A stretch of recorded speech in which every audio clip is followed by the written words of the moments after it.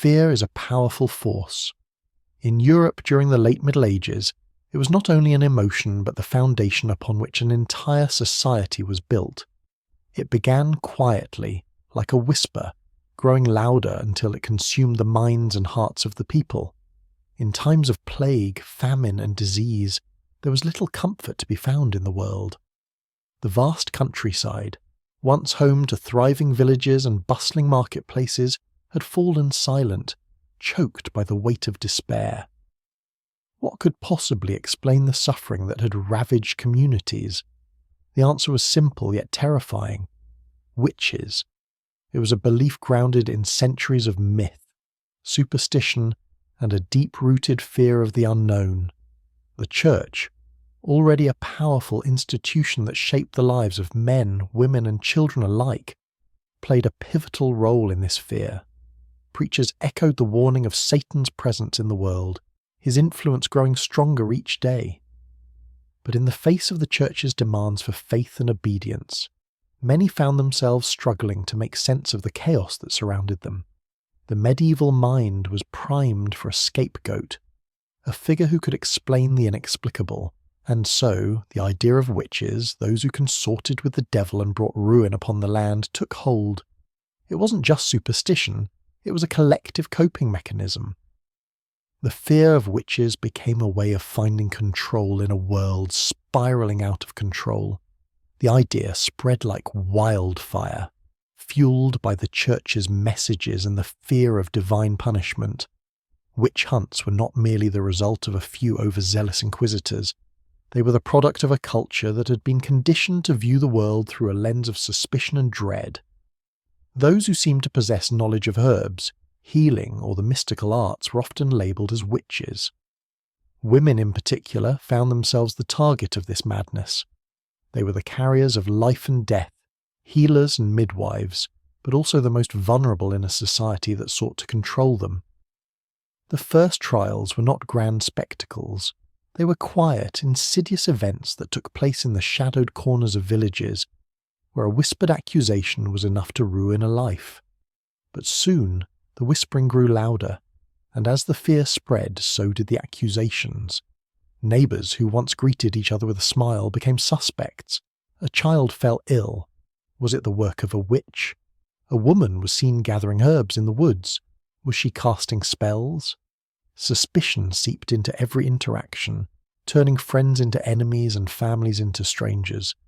The people, already battered by the harshness of life, found solace in the idea that someone else, some other worldly force, was responsible for their suffering.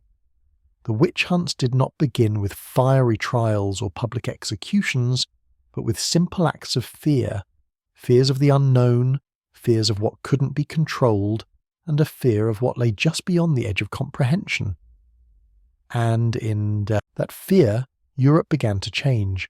A culture that had once centred on faith, community, and survival, now fractured under the weight of suspicion. With each accusation, the very fabric of society unravelled a little more, until, in the end, no one was safe. The witch hunts would not remain a quiet whisper for long. They would become a storm that would devastate Europe for generations to come. In medieval Europe, the boundaries between the known and the unknown were fragile, constantly shifting in the wind like a candle flickering in a storm. The idea of witchcraft was far from an abstract fear. It was a living, breathing reality in the minds of the people. Witchcraft, as they understood it, was not merely the casting of spells or the brewing of potions. It was the work of evil itself, the very hand of Satan at play on earth. To the medieval mind, the world was a place filled with hidden dangers, with forces both divine and demonic at work behind every stone and shadow. The Church, the unshakable pillar of medieval life, reinforced this view, teaching that witches were agents of the devil, sent to bring about the destruction of Christendom. But it was not just the clergy who believed in the sinister power of witches. Ordinary people living in their isolated villages and small towns understood witchcraft as a very real threat, something that could strike without warning, without mercy. They lived in a world governed by superstition, where every unusual event, be it a bad harvest, an unexplained illness, or a sudden death, could be traced back to witchcraft. It was easier to believe in witches than to face the harsh realities of the world they lived in. It was simpler to think that the devil, rather than the malnourished soil or the fever that followed the plague, was the cause of their suffering. The very idea of witchcraft was intertwined with every aspect of life: religion, daily survival, and the quest for power. Witches, as the church taught, consorted with demons and practiced magic that could harm the innocent. But the belief went beyond the supernatural. To many, witchcraft represented the ultimate challenge to societal order, a threat not just to the body, but to the soul. Women, particularly those who defied traditional roles, were seen as prime candidates for suspicion. Midwives, healers, and wise women who used herbal remedies were often accused, as their knowledge of nature was seen as a dangerous form of power. Their skills could not be understood by the common folk, and in a world ruled by fear, the unknown was a dangerous thing. The power that women held through their knowledge of the natural world was often feared and mistrusted. To accuse a woman of witchcraft was to accuse her of betraying not just the community, but the very divine order of the universe. Yet the belief in witchcraft didn't just come from ignorance, it was amplified by the manipulation of the powerful. The church, seeking to consolidate its influence, often used the fear of witches to further its own agenda. Witch hunts became a tool to control the masses, distracting them from the social and economic struggles of the time. The trials provided a means of demonstrating the power of the church and its ability to rid society of corruption and sin. As the belief in witches spread, so did the methods to root them out. From the ancient folklore passed down through generations to the teachings of the clergy, the medieval mind became saturated with the idea of witchcraft, where every unexplained event was a potential sign of evil. In this climate, the hunt for witches did not simply arise out of superstition. It was a force that shaped the lives of men and women, creating a society where fear and suspicion dictated actions, and no one could feel truly safe. The belief in witches had taken hold, and it was impossible to escape its grip. The idea of witchcraft became a pervasive, terrifying force that set the stage for the horrors to come. The first victims of the witch hunts did not appear as monstrous figures. They were mothers, daughters, and grandmothers, ordinary people whose only crime was to stand out in a time fraught with fear. The first whispers of suspicion often fell upon the elderly women who lived alone on the outskirts of towns, away from the watchful eyes of their neighbours. In a world where disease, famine, and bad harvests were common, those who seemed different or unusual were seen as threats. It began with small things: a woman who gathered herbs for healing, a midwife who assisted in childbirth, or an old widow who seemed to live a little too long. Their knowledge of plants and the mysteries of nature was feared, not understood. The first accusations often came from a neighbour who had lost a child, or a farmer whose crops failed. They needed an explanation, someone to blame for their misfortune, and so the whispers began. The accusers claimed to have seen strange signs, perhaps an inexplicable illness struck, or a fire broke out under unusual circumstances. The accused were often those who had been isolated, perhaps seen as outsiders even in their own communities, easy targets for suspicion. Once the accusations began, the atmosphere changed. The fear, already present in the hearts of the villagers, began to solidify into something dangerous, something that would tear apart families, friendships, and entire communities. With the arrival of the church's decree, the fear was no longer an idle thought, but a mandate, and what followed was not just a trial, but an execution. The first victims were not sentenced to prison, but to the flames.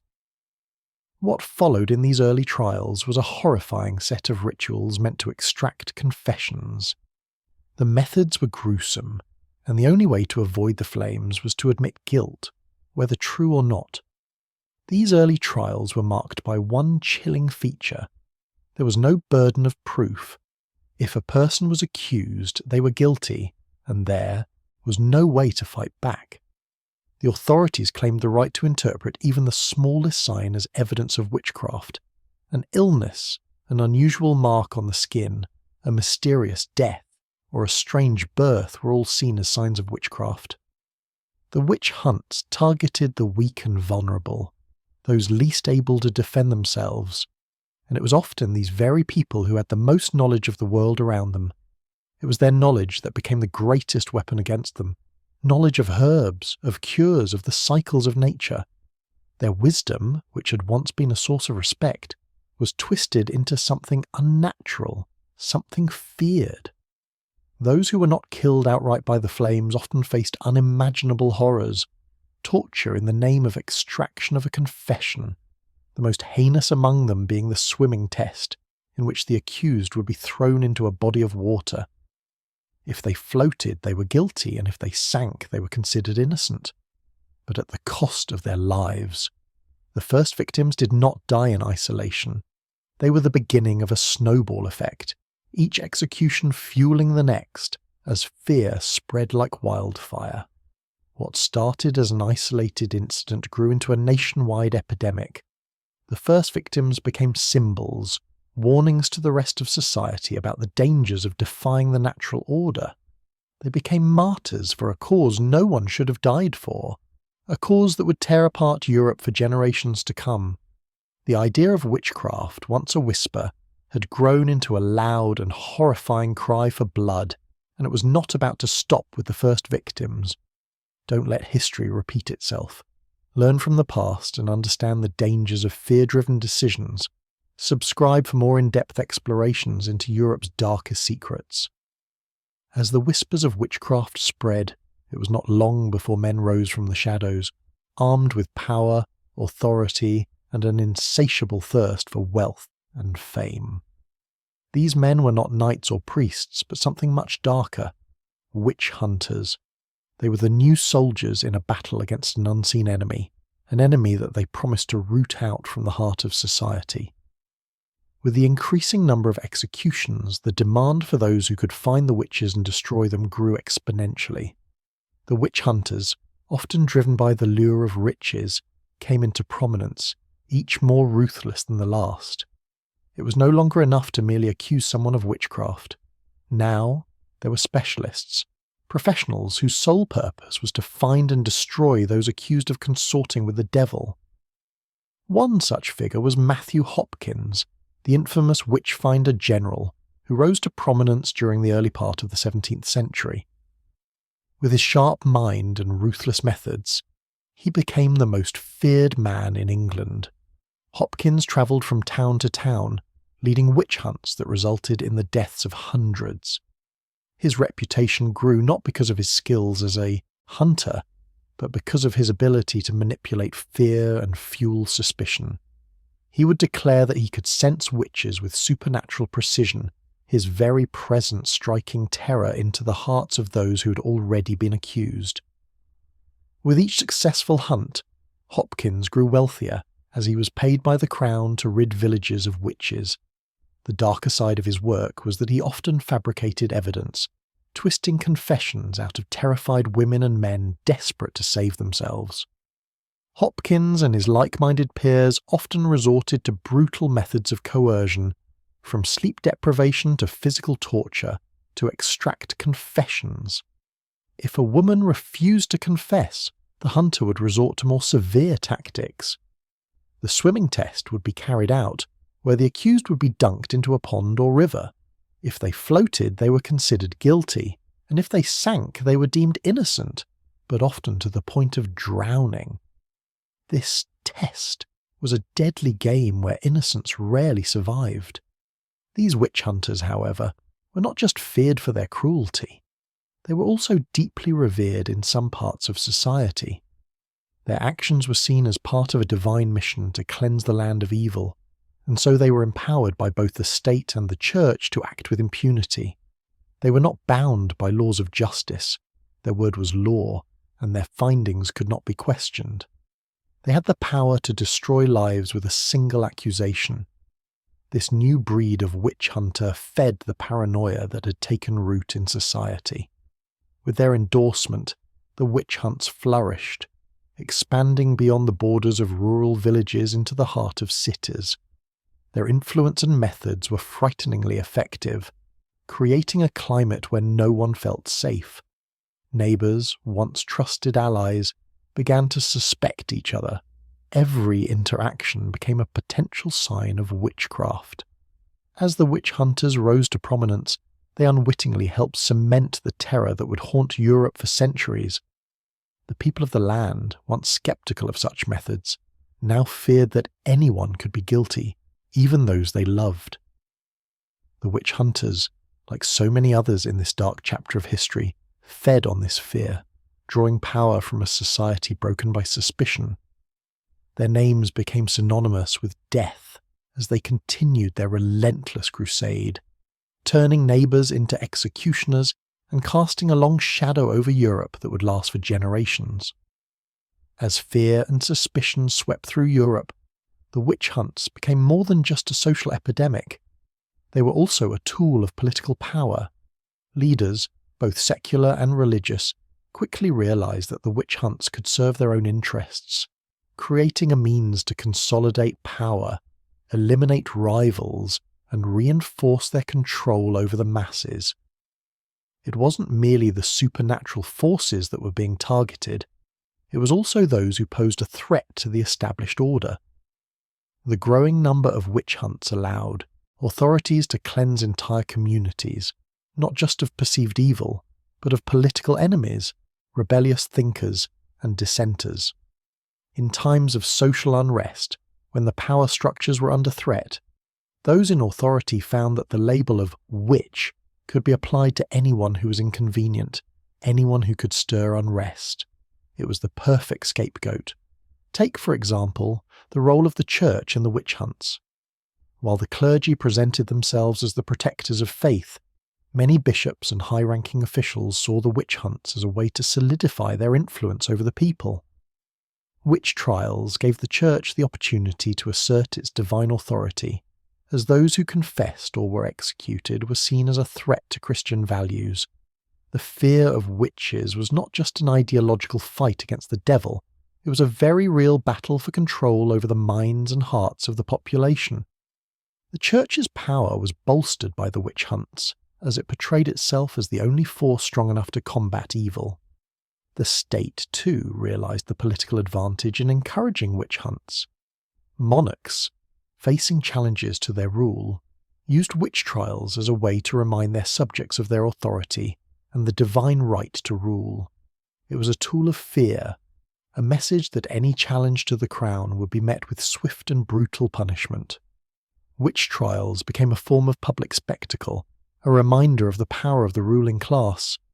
In France, for example, the witch hunts were often used to remove political enemies and weaken rival factions. Those who were seen as subversive were often accused of witchcraft, and their trials served as a public demonstration of the consequences of dissent. The fear of witches gave rulers the justification they needed to tighten their grip on power.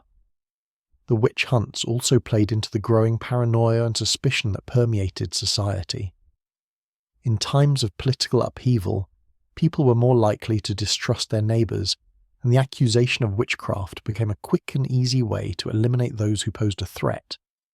This political manipulation was particularly evident in areas where local rulers used witch trials to rid themselves of unwanted rivals.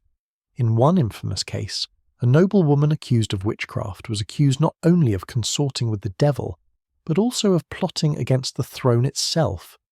Her execution became a chilling warning to anyone who dared question the power of the monarchy. But the political power of witch hunts went beyond eliminating rivals. It was a way to rally the people around a common enemy, to shift the focus from internal problems to an external one. The fear of witches served as a distraction from the real issues facing society: poverty, war, famine, and disease.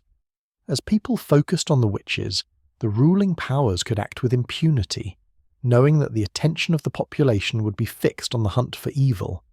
The witch hunts became a tool of governance, a means to control the population by creating a shared enemy. As the hunts spread across Europe, they grew more organised, becoming a mechanism of state-sanctioned terror. The political power of witch hunts, fueled by both religious and secular authorities, ensured that the persecution of those accused would continue, often for centuries, long after the real power struggles that birthed them had passed. The Church, an omnipresent force in medieval Europe, did not merely offer spiritual guidance, it became an instrument of fear, manipulating the masses through both salvation and damnation. As the witch hunt spiraled into a frenzy, it was the Church that solidified the belief that witches were not just enemies of society, but enemies of God. The clergy, wielding the power of divine authority, played a central role in framing witchcraft as an affront to the very soul of Christianity.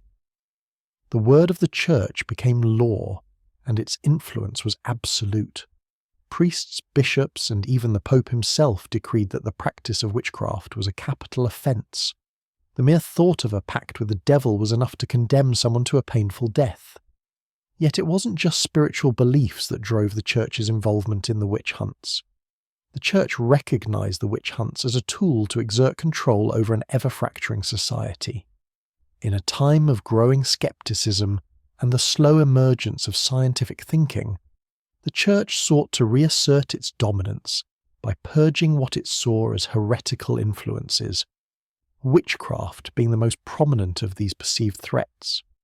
The idea of witches consorting with the devil became a convenient tool to maintain the status quo, allowing the Church to label any dissenting voice or any person who rejected religious authority as not just misguided, but possessed by evil.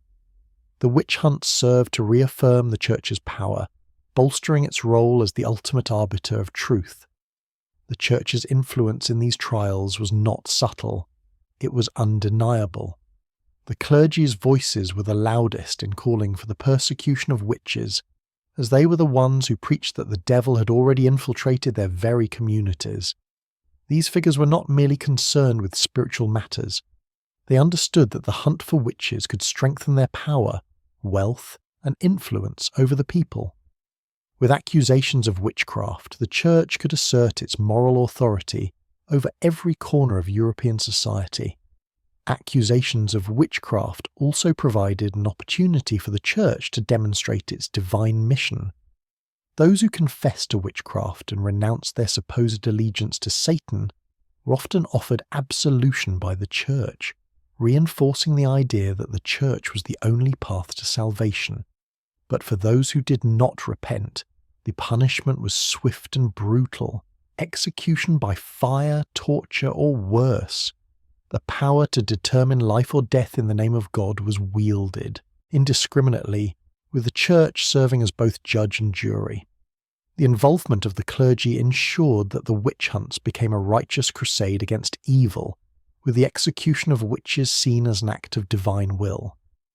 The role of the Church in these trials, however, wasn't just about rooting out evil, it was also about securing its own authority. The witch hunts became a proxy battle for power, where the Church demonstrated its unrivaled ability to shape the laws of the land. Any person found guilty of witchcraft was not only sentenced to death, they were condemned in the eyes of God. The Church's influence extended even to the judicial system, with Church-sanctioned witch hunters like the infamous Heinrich Kramer, who wrote the notorious Malleus Maleficarum, guiding courts on how to identify, try and execute witches. The book became the Church's manual on witchcraft, giving an authoritative guide on how to root out and destroy perceived evil. The Church's control over the trials allowed it to influence the very fabric of society, embedding fear into every heart. For the common folk, it was not just a matter of surviving in a world full of hardship. It was about adhering to the divine commandments set forth by the Church. As long as the Church's grip on society remained unchallenged, the witch hunts would continue, fueled by the belief that they were an act of divine justice. In the end, the influence of the Church turned the witch hunts from a localized crisis into a continent-wide phenomenon, forever marking European history with the scars of fear, religious zealotry, and brutality.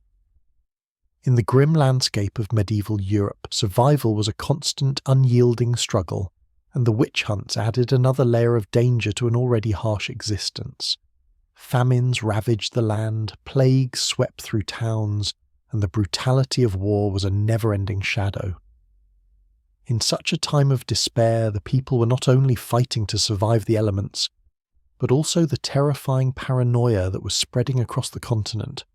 Witchcraft, once a whispered fear, had become an all-encompassing nightmare. Those who had lived through the harshest of winters, those who had fought in battles or worked the land until their hands bled, now faced a new insidious danger: their neighbours. The fear of witches wasn't confined to isolated areas anymore. It was everywhere, and anyone could be the next target. The struggle for survival wasn't just about finding food or shelter. It was about keeping your name clean, ensuring you weren't seen as different, as suspicious. In this environment, even the smallest misstep could be fatal. If someone in the community fell ill, it was easy to point to a neighbour as the source of the affliction, to accuse them of bewitching the person. It became commonplace to accuse those who were eccentric, who lived alone, or who had knowledge of herbal remedies, those who deviated from the rigid norms of society, and in a society where fear ruled, the suspicion could be deadly. Those who had once been viewed as valuable members of their communities, midwives, healers, and wise women, now found themselves on the other side of the accusations. What was once knowledge passed down through generations was now seen as something dark, something that could threaten the very fabric of society. The tension between survival and suspicion grew with every day. People were forced to make choices that no one should ever have to face. Should they help a sick neighbour with their knowledge of healing herbs, risking an accusation of witchcraft? Should they stay silent, hoping that others wouldn't turn on them? Even the smallest hint of disobedience, the most minor deviation from the norm, could make someone the next target. Fear of witches was not just a fear of death. It was a fear of being outcast, of being alone. And so, the witch hunts became a twisted form of survival. Those who were accused had no hope but to confess or face certain death. Even worse, those who were not accused were often forced to choose sides, betraying friends, family, and even spouses in order to save themselves. In this world, trust was a rare commodity, and loyalty was a dangerous game. In the darkest moments, survival meant becoming complicit in the destruction of others. Yet for some, the desperation to survive drove them to make unimaginable decisions. Neighbours turned on each other, friends pointed fingers, and families became divided. In these trials, even the truth became a casualty. Confessions were made under duress, and the distinction between the innocent and the guilty became irrelevant. The struggle for survival in this world of fear and suspicion led to the destruction of the very things that once bound communities together. The bonds of family, friendship, and trust, which had once been so vital for survival, were shattered as each person feared for their own life. The witch hunts did not just claim the lives of the accused, they also tore apart the social fabric of Europe, leaving behind a fractured and terrified world. In this climate of survival at any cost, no one was safe, and everyone had to decide just how much they were willing to sacrifice to protect themselves. As the witch hunts progressed, the legal process that followed was not only a mockery of justice, it became a terrifying spectacle in its own right. The witch trials introduced a chilling concept that would become a cornerstone of many accusations: spectral evidence. This form of evidence, where accusers claimed to see the spirits of the accused tormenting them, was based on nothing more than the imagination of those who were desperate to escape suspicion. The most insidious part of spectral evidence was its intangible nature. The spirits were invisible, ethereal, and had no physical form. Yet these alleged apparitions were deemed enough to send people to their deaths. What made spectral evidence so dangerous was that it was entirely subjective, relying on the claims of the accusers, whose word was considered gospel in the courts of the time. Those accused of witchcraft had no way to defend themselves against such an ethereal charge. The very essence of their innocence could be destroyed by nothing more than a fearful witness claiming to have seen their ghostly figure in the night. This system allowed paranoia and suspicion to flourish unchecked, as accusations could be levelled with no tangible proof, no material witness, and no way for the accused to prove their innocence. The use of spectral evidence turned the trials into a terrifying game of manipulation. Accusers, Often young children or those who had personal grievances would claim to see the spectre of the accused tormenting them, pinching, biting, or even causing them to fall ill.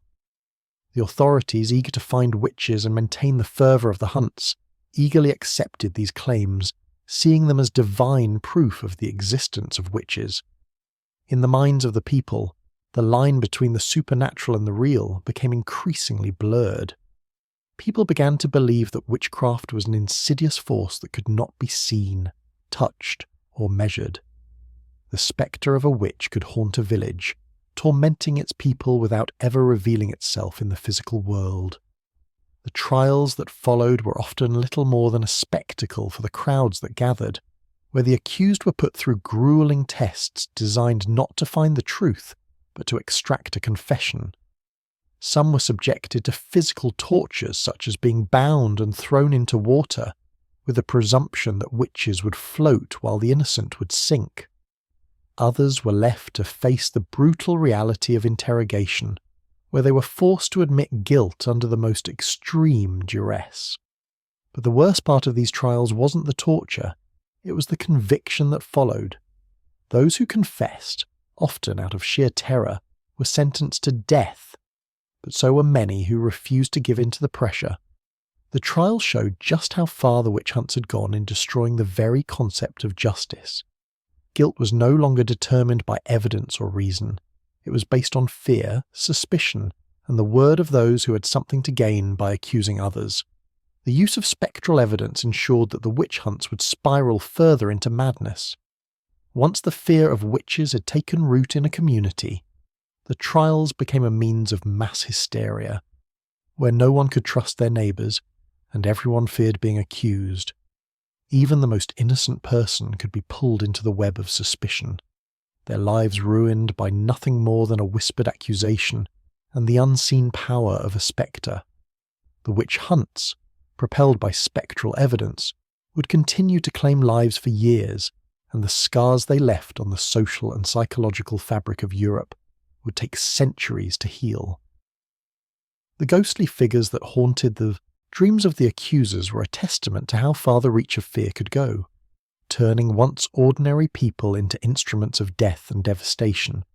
In the heart of Europe, where the witch hunts took root, communities that once thrived in unity were now being torn apart by suspicion, fear, and betrayal.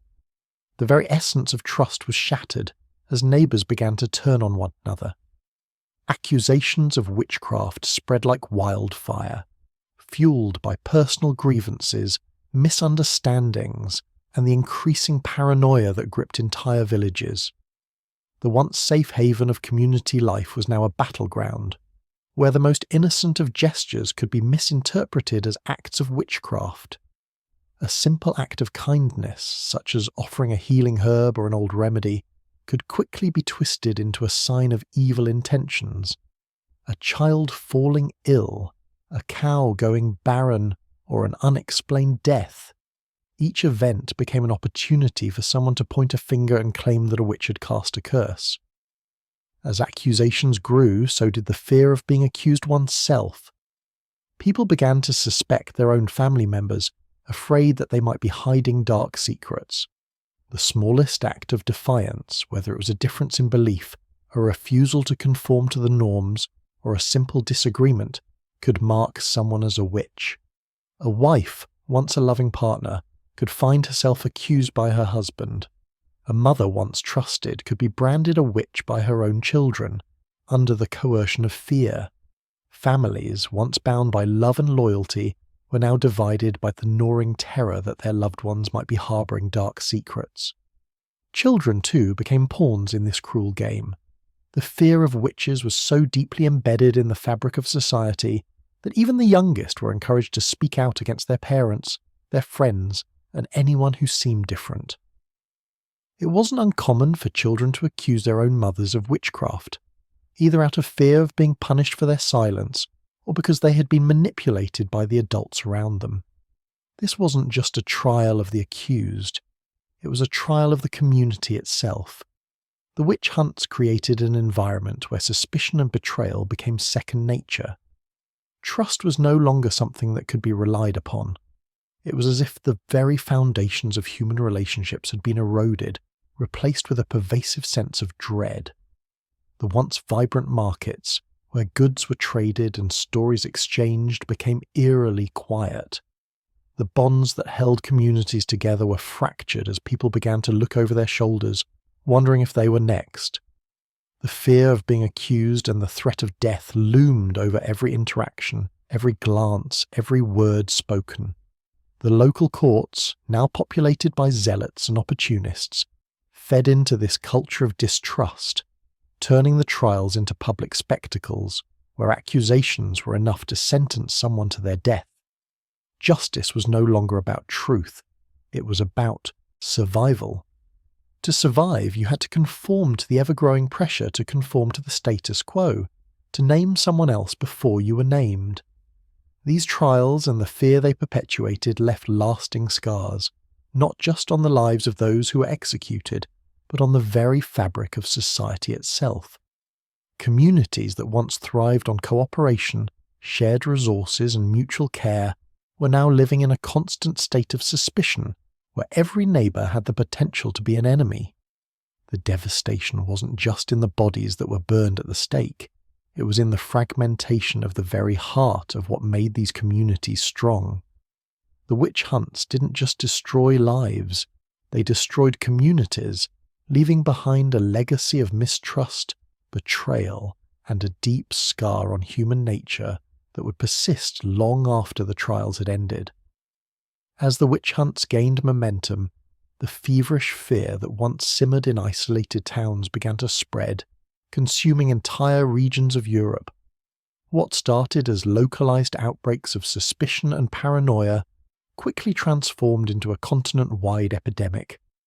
Villages, towns, and even cities that had once lived in relative peace now trembled under the weight of an unrelenting hysteria. The madness didn't remain confined to one part of the continent. It surged across borders, sweeping through the heart of Europe like wildfire. The very concept of witchcraft, once a peripheral belief, became a central and terrifying force that was believed to infiltrate every aspect of life. Once the trials gained official sanction from religious and political authorities, the entire structure of society began to shift. Now every sign of illness, every unexplained event was seen as the result of witchcraft, and those who were suspected could be accused and condemned on little more than the flimsiest of evidence. The trials took on a life of their own, spiralling out of control as more and more people were dragged into the web of suspicion. What had once been an isolated fear, driven by superstition, now had institutional backing, and people no longer needed to live in fear of mere whispers. They now feared the very systems that were supposed to protect them. As the hunt spread, even entire families were torn apart by accusations, and whole communities began to turn against their own. A neighbour who had once been a friend could now be a sworn enemy. Parents, faced with the ultimate threat of being accused themselves, sometimes found it safer to accuse their children, while children, often out of fear, pointed fingers at their parents or siblings. The personal, the familial, and the communal bonds that held society together were slowly being ripped apart piece by piece under the pressure of this collective paranoia. The madness didn't discriminate. It swept across the social spectrum, reaching even the most powerful and the most privileged. No one was truly safe. In France, Germany, and beyond, people from all walks of life were suddenly thrust into the fires of suspicion. Women, the primary victims of these hunts, were the most vulnerable. But the trials knew no gender boundaries. Men too were accused, though their motives were often framed in terms of political conspiracy or personal vendettas rather than supernatural beliefs. As the witch hunts raged on, the very notion of what constituted a witch became more and more distorted. Once, witches were thought to be powerful women, connected to the devil through magical rituals, but now anyone could be labelled a witch. The hunts had devolved into a game of accusation, a system of survival where any suspicion could mean death. It was the perfect storm of chaos, religion, politics, and personal fears intersecting in a world where the truth no longer mattered. The legal system that had once upheld justice now acted as a conveyor belt for misery, sentencing hundreds of innocent people to death, with no regard for their innocence or the lack of evidence. The belief in witches had evolved into a powerful social tool, and the fear of these imaginary forces became an excuse to control, manipulate, and punish anyone who posed a threat to the established order. As this madness spread from village to village, from town to town, it left a trail of destruction. The very heart of European society, once centered on community and faith, had been twisted into something dark and destructive. Families were destroyed, villages were decimated, and society itself became a fractured shell of its former self. The witch hunts were not merely a series of isolated trials. They were a wave of destruction that threatened to engulf everything in its path, fueled by paranoia, power, and the ever-present fear of the unknown. The witch trials were not only brutal in their methods, they were devastating in their manipulation of truth. As fear gripped communities, the pressure to conform, to confess, and to accuse others became an unbearable weight for those caught in the witch hunts. Under the threat of torture, humiliation, and the looming spectre of death, confessions began to pour in. But these confessions were not born of truth. They were born of fear. People who had never even considered witchcraft were suddenly forced to publicly admit to unthinkable acts, confessing to dealings with the devil, to casting spells, and to murdering children, all in the name of self-preservation. Torture, in its most brutal forms, became the primary tool used by the authorities to extract these confessions. The accused were subjected to cruel practices, physical torture, sleep deprivation, or even the infamous thumbscrews that crushed fingers and hands. The pain was so intense that many would beg for the agony to stop, agreeing to anything, confessing to anything simply to escape the torment. The authorities, knowing the fragile state of their victims, had no interest in the truth. Their only goal was to extract confessions that could justify the ongoing trials and executions, and so the testimonies began, a steady stream of false confessions, each one more horrific than the last. But even worse than the confessions of the tortured were the accusations made by others, sometimes under duress, sometimes motivated by personal grudges, jealousy, or the promise of a reward. Neighbours, friends, and even family members turned against one another in a desperate bid to save themselves from the ever-growing wave of suspicion. To accuse someone else of witchcraft was not just an act of survival, it became a survival mechanism. In a society where death seemed the inevitable outcome for the accused, accusing others of witchcraft became a twisted means of self-preservation. The more people who were dragged into the trials, the more the fear grew, and the greater the chance of survival for those who could make others guilty. The emotional toll was unimaginable.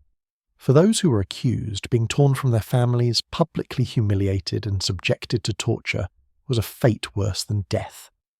For the accusers, the emotional burden of betrayal weighed heavily on them, even if they had no choice but to act out of fear.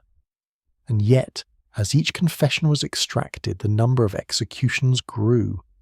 The system of torture, accusation, and confession became a machine that churned through the lives of the innocent, leaving a trail of death and destruction in its wake.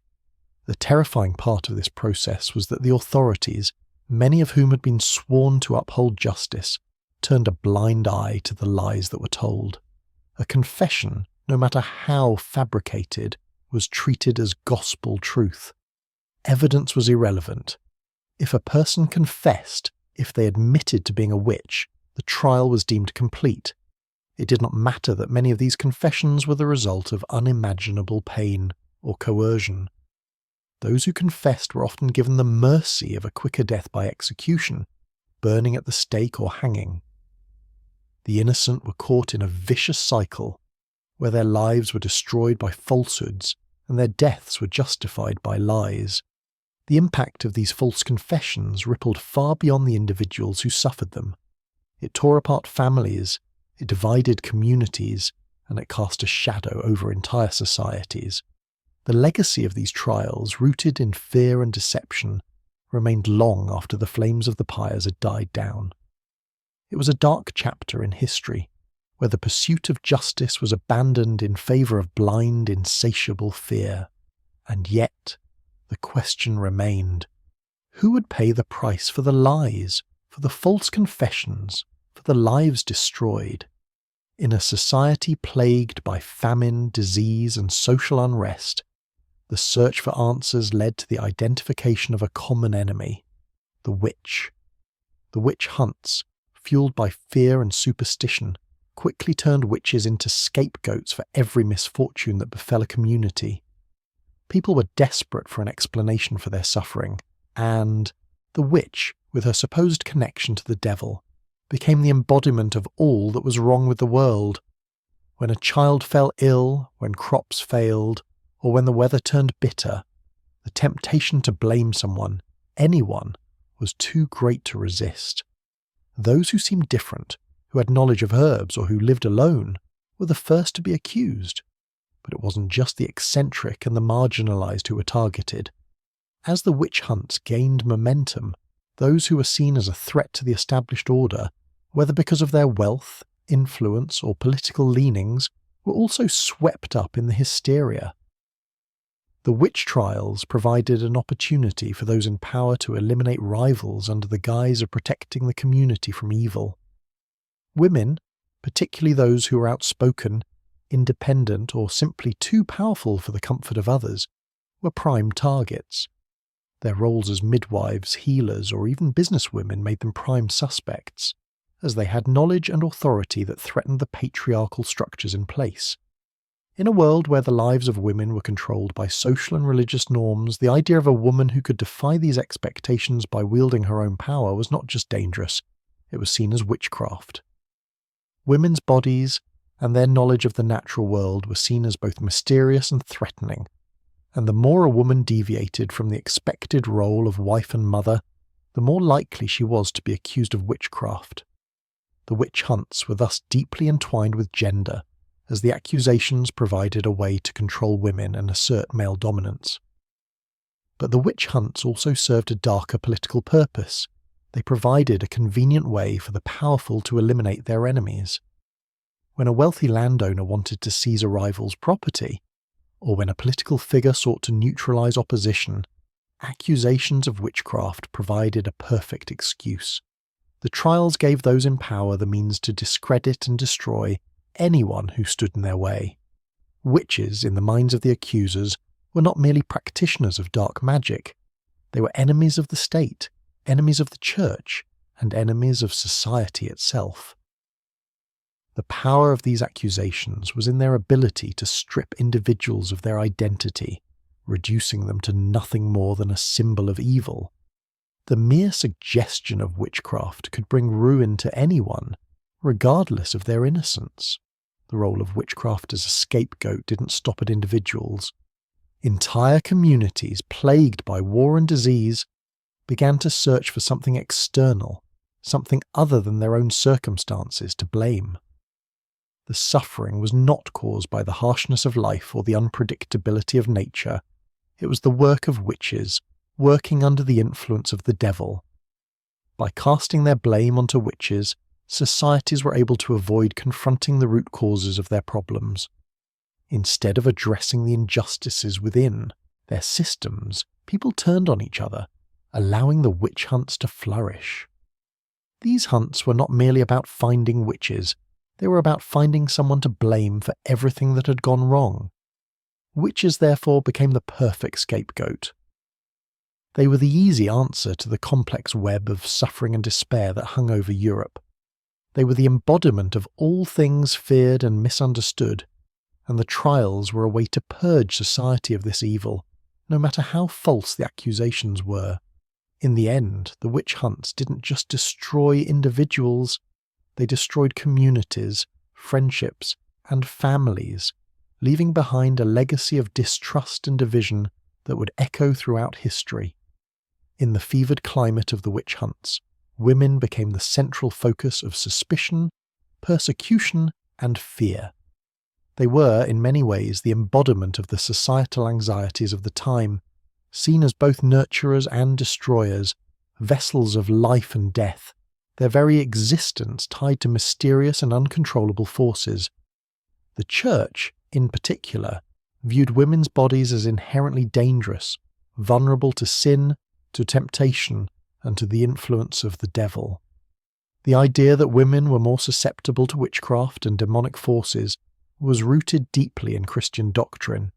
Eve, the first woman, was blamed for bringing sin into the world, and thus women were seen as spiritually weaker than men, more prone to immoral acts. This belief became a justification for the mass persecution of women during the witch hunts, as they were deemed more likely to make pacts with the devil or engage in witchcraft. Women who defied conventional roles, whether through their knowledge of healing herbs, their independence, or their ability to speak out, were especially vulnerable. Midwives and healers, for instance, often found themselves accused because of their access to knowledge that the majority of society could not understand. The simple act of using herbal remedies or offering advice on childbirth was twisted into something sinister, as these women were perceived as wielding unnatural power. The ability to heal, to know the secrets of nature, to possess wisdom beyond the ordinary was feared because it was beyond control. A woman's independence, especially if she lived alone or remained unmarried, was also seen as a challenge to the established order. In a world where women were expected to marry and bear children, any woman who remained outside of these norms was treated with suspicion. The independence of a woman was often equated with rebellion, and rebellion was an easy link to witchcraft. But even more insidious was the idea that women were inherently untrustworthy, susceptible to manipulation, and more easily led astray by the devil. As the witch hunts gained traction, this deeply ingrained misogyny led to the hunting and execution of thousands of women, many of whom had no power, no defense, and no way to escape. They were accused by neighbors, by relatives, even by their own children, often in a society where betrayal was a means of self-preservation. Women became the primary scapegoats for everything that went wrong in a community: crop failures, illness, death. If someone was suffering, the easiest answer was to accuse a woman of witchcraft, and the fear of being accused oneself led many to point the finger at someone else. The witch hunts thus became a tool of patriarchal control, where women's bodies were policed, their autonomy stripped away, and their very existence twisted into something monstrous. While women were the primary victims, they were not the only ones targeted. Some men too were accused, but their fates were often tied to their social status or political rivalries, rather than the suspicion of their gender. Yet, it was women who bore the brunt of the violence, the torture, and the deaths, seen as the weaker vessel, and therefore the more likely candidate for demonic possession.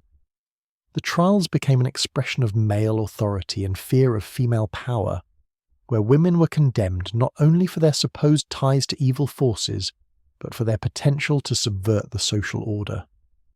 What the witch hunts made abundantly clear was that women, when they stepped outside prescribed roles, were seen as dangerous, their power viewed as a threat to the existing patriarchal structures. These trials were not simply about finding witches. They were about controlling women, their bodies and their autonomy, ensuring that no woman ever dared challenge the established order again. Fear, once an undercurrent of medieval society, became the dominant force that shaped every action, every belief, and every law during the height of the witch hunts. It wasn't just the fear of the devil or the unknown that drove the witch trials, it was the fear of the other, the fear of those who could not be controlled, and the fear of losing everything. The growing paranoia around witches was a reflection of a broader social fear of instability, fear of disorder, and fear of what could not be seen or understood. The more people began to believe in witches, the more their lives became shaped by the endless worry of being accused. As accusations mounted, so did the frenzy. It became a fever that gripped the entire continent, infecting even the most rational minds. Fear led to a breakdown in the social fabric, where suspicion took precedence over trust and loyalty was shattered. In such an environment, even the slightest deviation from the norm became a cause for alarm. A strange cough, an unexplained sickness, or a woman's unconventional behaviour could suddenly mark someone as guilty. The very act of living became a battle for survival, where the price of a misplaced glance or a misunderstood word was the loss of one's life. What made this fear so dangerous was its ability to spiral, feeding on itself, growing exponentially with every accusation. Each trial, each confession, and each execution reinforced the idea that witchcraft was real, that the danger was ever present, and that the devil was lurking in every shadow. The accused, already terrified for their lives, were forced to live in a constant state of dread, as they never knew who would point a finger next. Families became divided as members feared being denounced by their own kin. Neighbours turned against neighbours, and entire communities fractured under the weight of suspicion. But the fear wasn't confined to those who were accused. The general populace too was consumed by this terrifying belief in witches. People desperate to escape the accusation themselves turned to the church and the authorities, hoping that their loyalty would be rewarded and that they would be spared. Fear fueled the growing power of the witch hunts. The more widespread the panic became, the greater the demand for witch hunters, inquisitors, and clergy to root out the supposed evil. The authorities, sensing the growing hysteria, used it to solidify their own power, convincing people that the only way to preserve order and the faith was to destroy the witches among them. The fear of witches became a tool to control the masses, allowing those in power to gain more control over people's daily lives. But it was not just fear of witches that drove the trials. It was the fear of being perceived as weak, as someone who might harbour these same dark powers. The fear of accusation was so deeply ingrained that it turned even the most innocuous actions into signs of guilt. Those who tried to remain neutral, who refused to name the guilty, were seen as complicit, as if their silence made them as dangerous as the witches themselves. Fear transformed everything into a potential threat, from the smallest personal dispute to the grandest political rivalry. It was a tool wielded with terrifying efficiency to maintain power and dominance. Those who survived the hunts did so by feeding into this cycle of fear, by becoming part of the hysteria, and by ensuring that they would not be the next ones to burn. The toll of this fear wasn't just in the lives lost, but in the very structure of society, which was left irrevocably fractured, torn apart by the invisible hand of suspicion. Fear had shaped everything, turning reason into madness and every action into a potential death sentence. The trials of the accused were a dark theatre of horrors, where justice was twisted beyond recognition, and the fates of innocent men and women hung in the balance on nothing more than the whims of fear and superstition. In these trials, the accused had no defence, no chance to prove their innocence, and no escape from the ever-looming threat of torture. The courtrooms, which should have been sanctuaries of justice, became arenas for public spectacle, where the only truth that mattered was the accusation. The very idea of a fair trial, where evidence was considered and the innocence of the accused, presumed, was completely abandoned. The only thing that mattered was the confession. Accusations were enough to seal a person's fate. The trial itself was nothing more than a formality, a performance designed to convince the public that justice was being served. The accused, often pulled from their homes in the dead of night, were placed in front of courts that were more like inquisitorial tribunals than judicial bodies. Their only crime, in most cases, was living in a world where suspicion ruled, and the fear of witchcraft permeated every corner of society. Some were subjected to humiliating questioning, where they were forced to admit to acts they never committed, such as casting spells or making pacts with the devil. It didn't matter if the accused had no knowledge of witchcraft. Under torture, they were often coerced into giving the right answers. The most common method of extraction was physical torture, a grotesque ritual of pain that broke the spirit and body of the accused. From the infamous thumbscrews to the rack, where the accused was stretched beyond their limits, these devices were designed to inflict unbearable pain. The trials often took place in full view of the public, turning the proceedings into a gruesome form of entertainment. People gathered in the square, watching with a mixture of fear and morbid curiosity as the accused were paraded before them. In some cases, the trial itself became more of a theatrical performance than a serious attempt at finding the truth. A confession, no matter how false, was the key to salvation. If the accused admitted to being a witch, they might receive a quicker death, often by hanging. But if they denied the charges, they were subjected to even more intense torture until they finally gave in, the pressure breaking them down. The role of the trial was not to discover the truth. It was to obtain the desired outcome, a confession and a death sentence. It was common for people to be tried for the most absurd reasons. A neighbour might accuse someone of witchcraft simply because of a disagreement, or because the accused had some quality that made them an outsider. Perhaps they were women who were too independent, healers who practiced herbal medicine, or just those who happened to fall out of favour with the local power structures. Accusations could arise from any corner of the community, and once the seed of suspicion was planted, it could grow uncontrollably. The trial process became a self-perpetuating cycle of horror, where accusations were more likely to result in executions than in an exoneration. Even when the accused maintained their innocence, the overwhelming pressure from the court, the fear of torture, and the ever-present threat of death drove many to sign false confessions.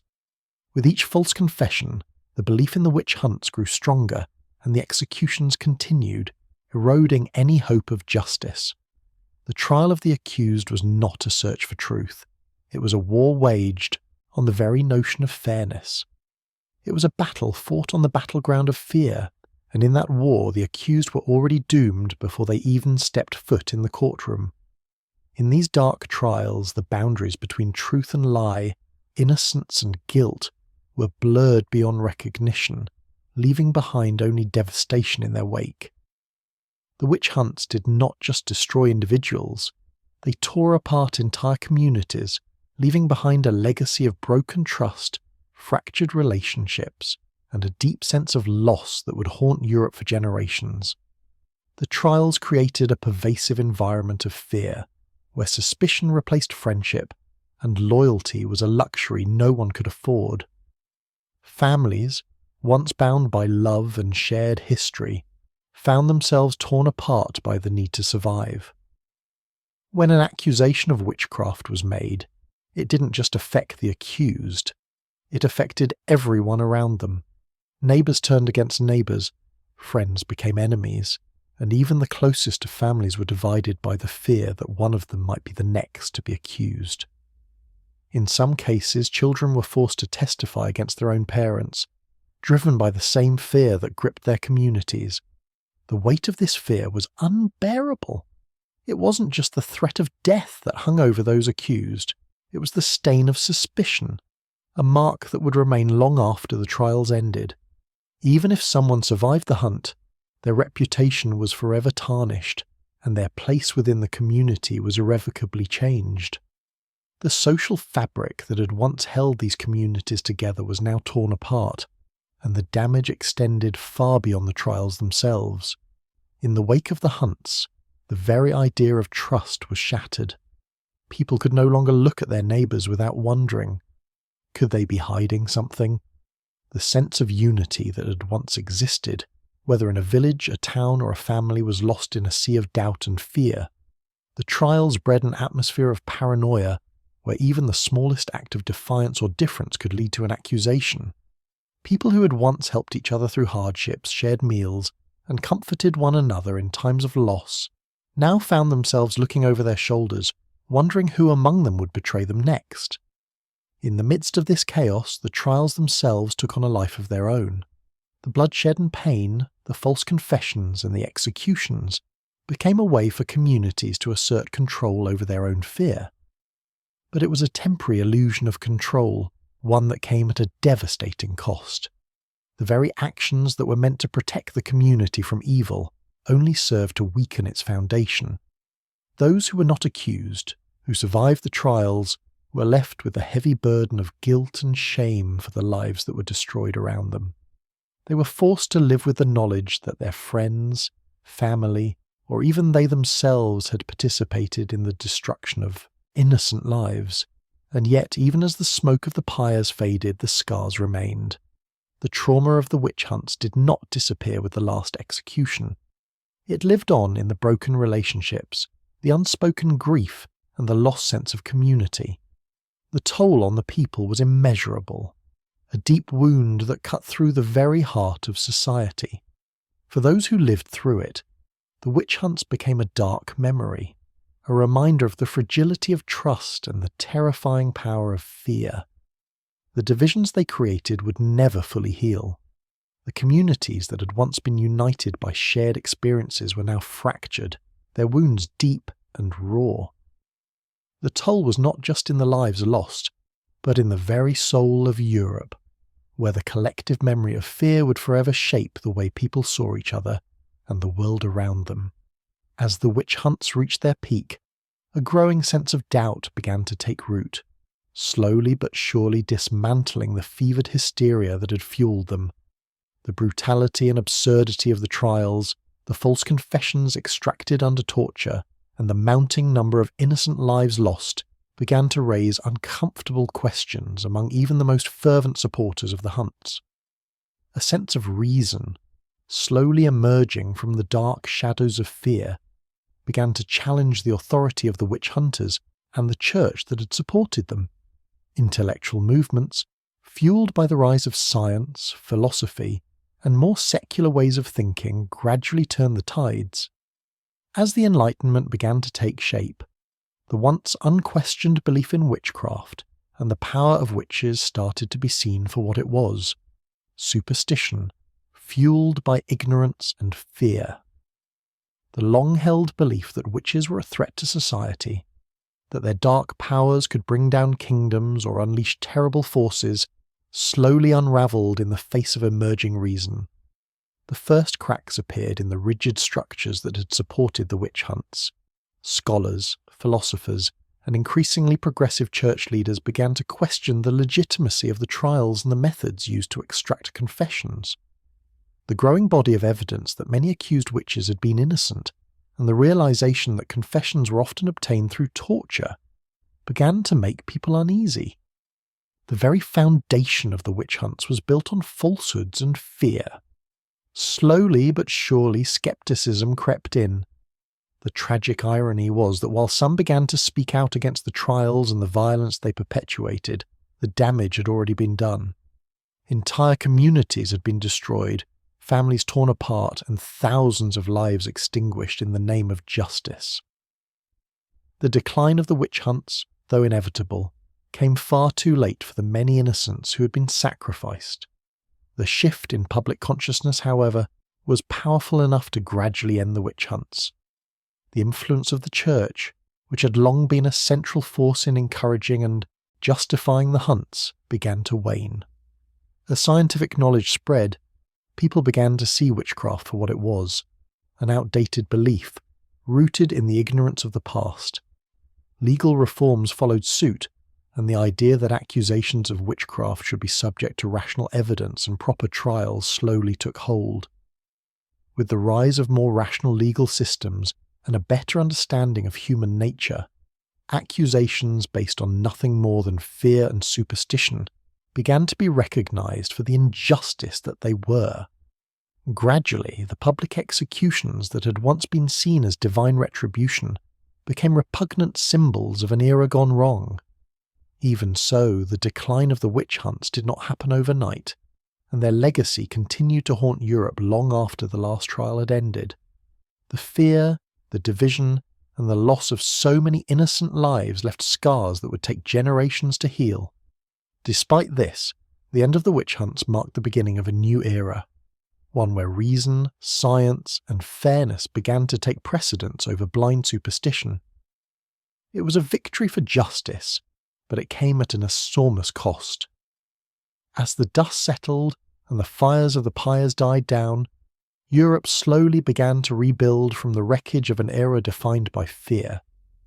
The decline of the witch hunts was a step toward a more enlightened society, but the shadows of that dark period would forever linger, serving as a reminder of the dangers of fear, ignorance, and the thirst for power. The final execution of the witch hunts was a stark, painful reminder of the madness that had gripped Europe for centuries.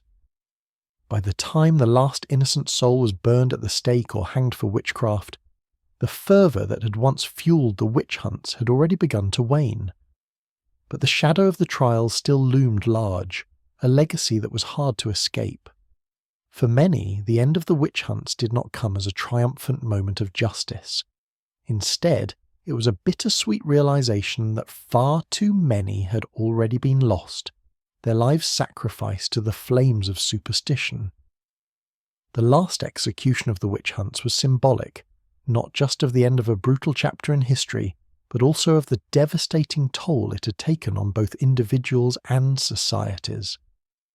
By this time, the public had become more aware of the injustices being carried out in the name of witchcraft. The tide of change had already begun to shift. Enlightenment thinkers, alongside legal reformers, began to speak out against the witch hunts, denouncing them as a tragic failure of reason and justice. Slowly the realization dawned that the trials were not about justice at all, but about power, an attempt to control, to intimidate, and to punish those who were seen as threats to the established order. The final execution then stood as a painful monument to the human cost of fear, ignorance, and the abuse of power. In many ways, it marked the end of an era, a time when superstition and religious zealotry held dominion over reason and justice. Yet for those who had lived through the witch hunts, the wounds left by these dark years were not so easily healed. The last execution did not erase the pain, the suffering, and the lives lost. The trial of each accused, the torture endured, and the wrongful deaths haunted the survivors, leaving scars that would linger long after the fires had gone cold. The fear that had once gripped entire villages and towns still reverberated in the collective consciousness. People could not easily forget how they had turned on their neighbours, their families, their friends, all in the name of an unfounded belief in witchcraft. Even with the trials at an end, the damage was done. The social fabric of Europe had been irrevocably altered, trust shattered, and communities destroyed. While the trials themselves were over, the aftershocks of the witch hunts could still be felt. The last execution was a painful reminder of how societies, driven by fear and the thirst for power, had created a nightmare of their own making. The hunt for witches, once a means of control and a weapon against the vulnerable, had consumed everything in its path. As Europe began to rebuild and reclaim a sense of order, the legacy of the witch hunts was not something that could simply be erased. It remained a dark chapter in history, a reminder of how easily fear could turn neighbour against neighbour, how the thirst for power could justify unspeakable horrors, and how the innocent could be swept away by the tide of superstition. The last execution marked the end of an era of madness, but it also stood as a permanent reminder of the dangers of hysteria, ignorance, and the unchecked abuse of power. The legacy of the witch hunts cast a long and painful shadow across Europe, one that stretched far beyond the final executions. The scars left by this dark chapter were not simply etched in the memory of those who lived through it. They were woven into the very fabric of European society. While the witch hunts themselves were eventually brought to an end, the damage they caused rippled through generations. Families torn apart by accusations of witchcraft struggled to rebuild, while entire communities were left grappling with the psychological and emotional toll of a time when fear had replaced reason. The notion of witchcraft, once so ingrained in the minds of the people, didn't simply vanish with the trials. The belief in witches and the power of the devil continued to haunt Europe, albeit in a more subdued form. Even as the Enlightenment brought forth a new wave of reason, the fear that witches were lurking in the shadows never fully disappeared. It was as if the witch hunts had planted a seed of suspicion that would continue to grow, casting doubt on the very concept of justice and truth. For centuries, the people of Europe had been taught to distrust their neighbours, to fear the unknown, and to turn on those who seemed different. This deep-seated fear didn't vanish simply because the witch trials ended. It manifested in other ways, through political oppression, religious zealotry, and even in the way society viewed outsiders. The scars of the witch hunts were also evident in the ways that women, in particular, were treated. The witch hunts had been a tool of patriarchal control, a means to suppress and control women who dared to step outside the boundaries of the roles society had assigned them. While the trials ended, the attitudes towards women didn't change overnight. The legacy of fear and suspicion lingered, and women who exhibited any form of independence, whether through their knowledge of healing or their defiance of social norms, were still viewed with suspicion. The trials had set a precedent that would continue to affect the way women were treated for generations. But the legacy of the witch hunts wasn't just psychological, it was social, political, and cultural. The destruction of trust within communities, the erosion of legal fairness, and the distortion of justice left lasting scars that would take centuries to heal. In the wake of the trials, the very concept of justice was forever changed. The methods used to extract confessions, the lack of evidence required to condemn someone, and the prevalence of torture in the name of truth created a system where the law was seen not as a protector, but as a tool for oppression. This legacy of injustice was carried forward into future legal systems, where trials and executions would no longer be based on superstition, but on the need for concrete evidence and fair trials. But perhaps the most enduring legacy of the witch hunts was the reminder of how easily fear could be manipulated, how easily people could be swayed into committing horrific acts in the name of a greater good. The witch hunts were not merely an isolated event. They were a stark warning about the dangers of unchecked power, of ignorance, and of the human capacity to destroy in the name of righteousness. The trials may have ended, but the lessons of that dark time lingered long after, as a sombre reminder of the frailty of justice and the depth of human fear.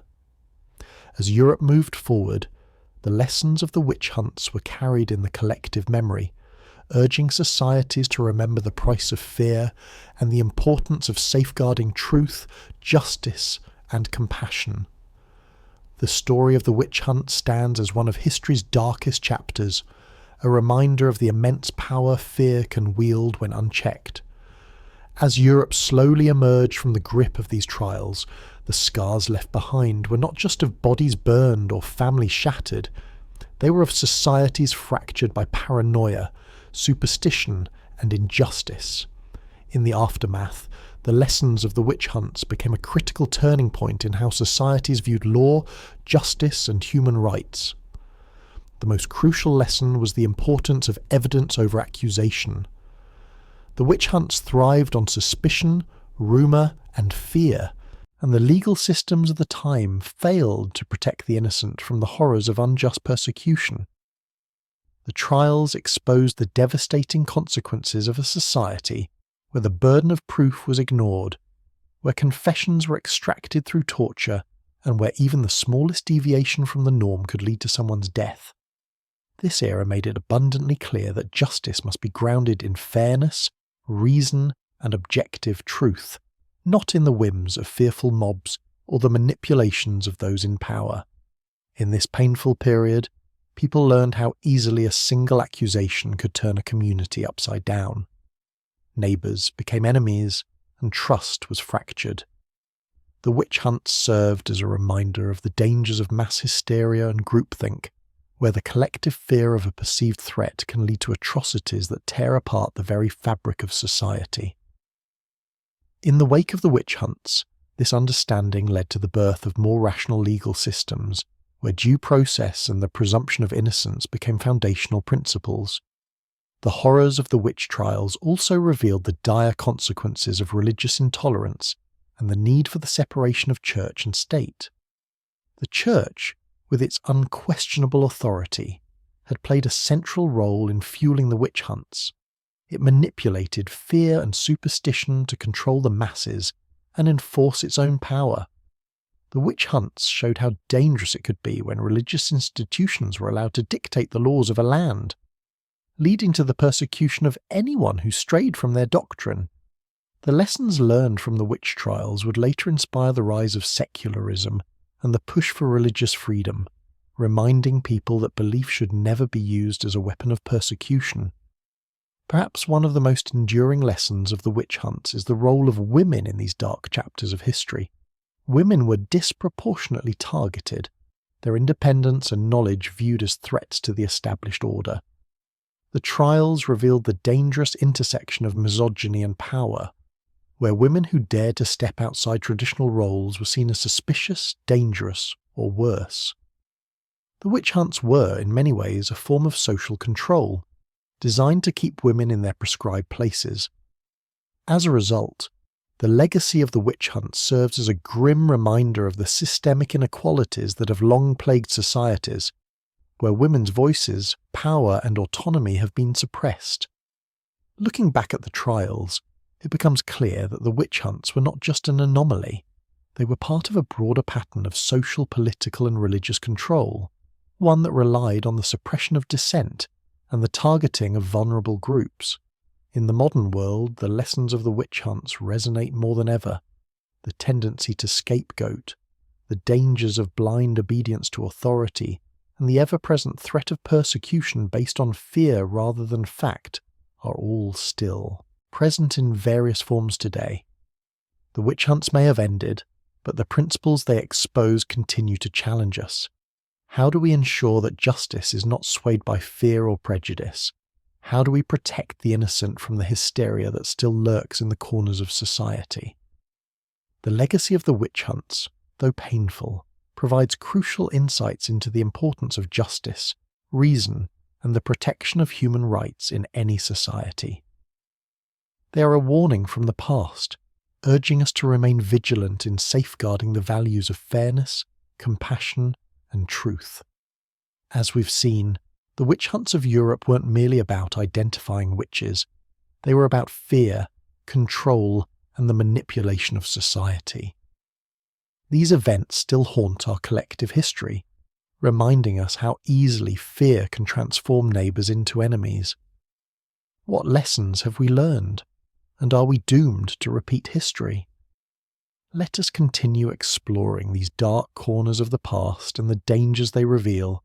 Stay tuned for more revelations that will make you question everything,